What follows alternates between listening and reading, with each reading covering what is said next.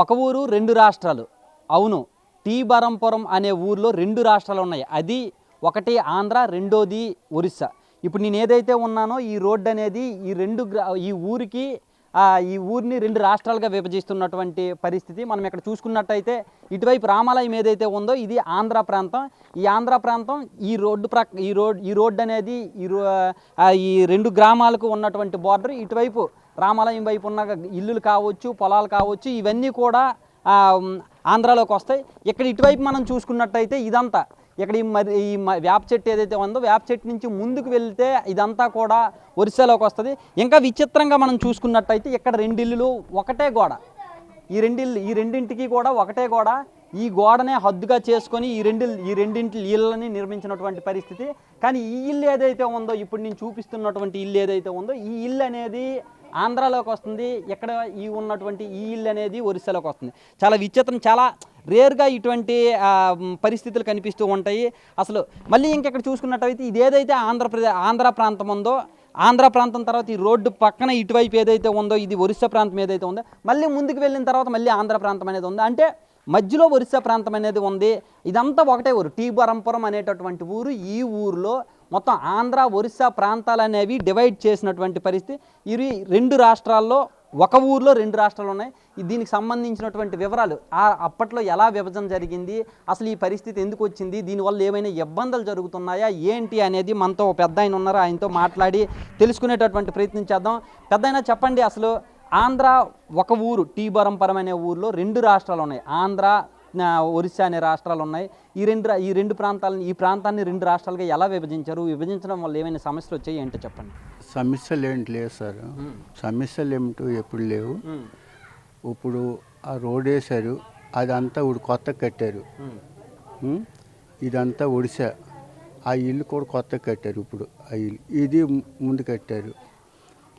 మళ్ళా ఇదంతా ఒడిసే మళ్ళా ఆ తులసి పిన్ ఉంది అక్కడ, అదంతా మళ్ళీ ఆంధ్ర. ఏదైనా మేము ఒక రేవులో నీళ్ళు తాగుతాము, ఒక అడిగా వంట చేసుకొని తినేలాగా జరుగుతున్నాయి మీటింగులు. ఆ రాష్ట్రంలో అయితేనేమి, ఆంధ్ర వాళ్ళు అయితేనేమి, ఒడిశా వాళ్ళు అయితేనేమి మీటింగ్లు ఒకే అందరం కూర్చొని కష్టసుఖం మీటింగ్లు మాట్లాడుకొని నడుస్తుంది. గొల్లు గొడవ ఎప్పుడు ఏటి లేదు. అయితే మీది ఆంధ్రానా ఒరిస్సానా? మాదే ఆంధ్ర. మీది ఆంధ్ర. అయితే ఇప్పుడు ఒరిస్సా వాళ్ళతో మీరు బాగానే ఉంటారా? బాగానే ఉంటాం. మీరు అందరూ కలిసే ఉంటారు? అందరం కలిసే ఉంటాం. ఇప్పుడు ఆంధ్రాకి సంబంధించినటువంటి పథకాలు, చాలా పథకాలు ఉంటాయి కదా, సంక్షేమ పథకాలు, అవన్నీ ఒరిస్సాలో ఏమైనా సరే అమలు అవుతాయి? ఒరిస్సా ప్రజలకు ఏమైనా ఇచ్చేటటువంటి పరిస్థితి ఉంటుంది? ఉండవండి, ఉండవు. మరి ఒరిస్సాలోనే అమలు అవుతున్న సంక్షేమ పథకాలు కానీ ఏమైనా సరే ఎలా ఉంటాయి? మరి ఒరిస్సాలో ఉన్న సంక్షేమ పథకాలు అంటే వాళ్ళు రాసిన కోటా ఇస్తారు, ఒడిశా వాళ్ళు తెచ్చుకుంటారు. పింఛన్లు వాళ్ళు ఇస్తారు, వాళ్ళకి 1000 రూపాయలు పింఛని. ఆంధ్రాలో 4000 రూపాయలు పింఛని. మరి బియ్యం అంటే అందరికి ఒకే లెక్క 5 కేజీల లెక్క ఇస్తుంటారు అనమాట. ఎవరి పథకాలు వాళ్ళవే? ఎవరి పథకాలు వాళ్ళవే, ఏ ప్రభుత్వం వాళ్ళకి ఇస్తుంటది.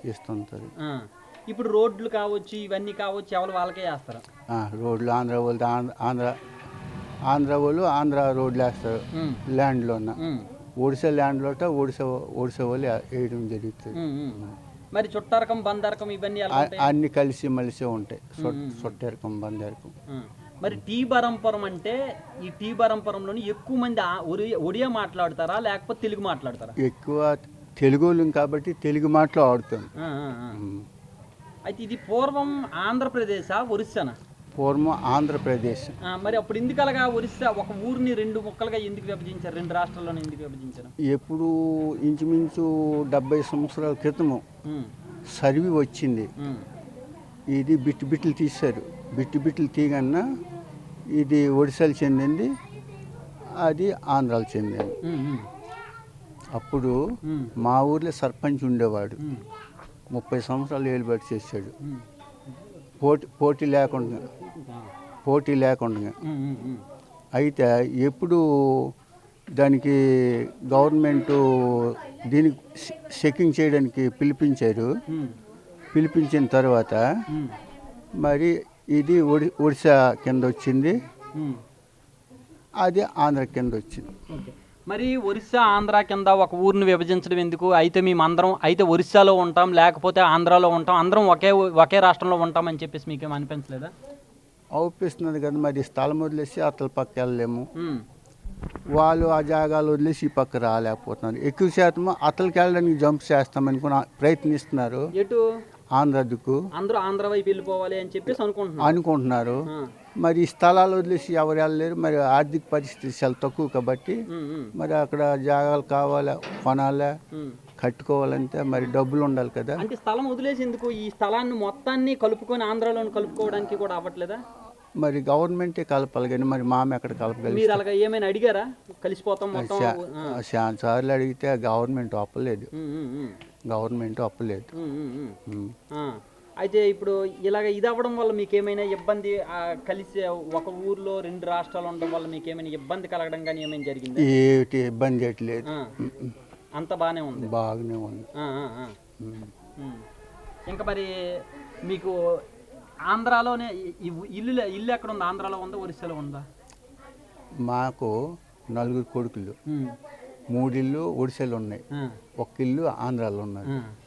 అయితే ఆ ఒక్కిల్లు ఆంధ్రాలో ఉన్న అబ్బాయి, ఆ కొడుకు ఆంధ్ర అబ్బాయి, ఆంధ్రాలో సెటిల్ అయిపోయినట్టు.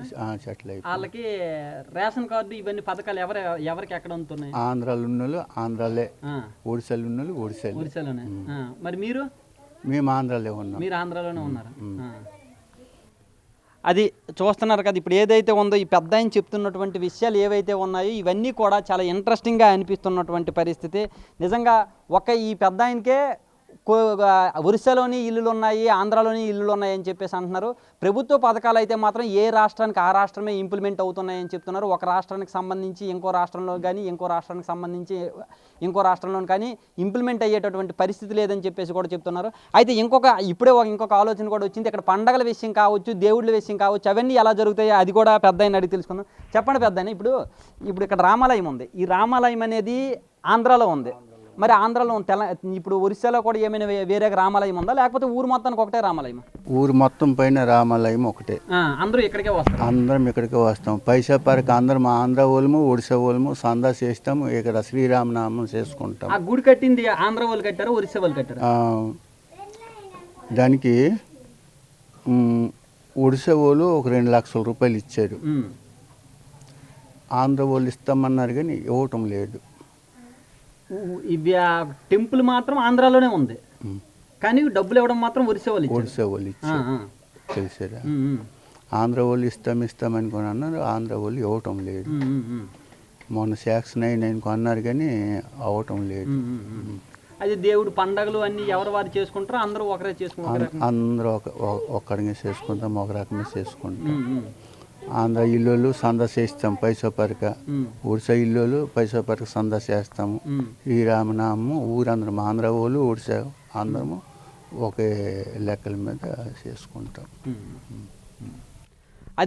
అది కూడా చూస్తున్నారు కదా. ఇప్పుడు ఒక పరిపాలనా పరంగా మాత్రమే ఆంధ్ర ఒరిస్సా విభజన జరిగింది. వాళ్ళకి మా పథకాల విషయంలోనే వాళ్ళకి ఇంప్లిమెంట్ అవుతున్నాయి తప్ప పండగల విషయం కావచ్చు, లేకపోతే మానసికంగా కావచ్చు, మేమందరం కలిసే ఉన్నాం. టెంపుల్స్ ఇప్పుడు ఏవైతే రామాలయం ఏదైతే ఉందో ఆంధ్రాకి ఒరిస్సాకి ఈ గ్రామంలో ఉండేటటువంటి అందరికీ ఒకటే టెంపుల్ ఉంటుంది. రామాలయం అనేది ఒకటే ఉంటుంది. ఆ గ్రామానికి ఆ రాష్ట్రానికి ఒకటి, ఈ రాష్ట్రానికి ఒకటి అనేది ఏమీ ఉండదు. 2 రాష్ట్రాల ప్రజలను కలిపే మేము ఈ టెంపుల్ని కట్టుకున్నాం.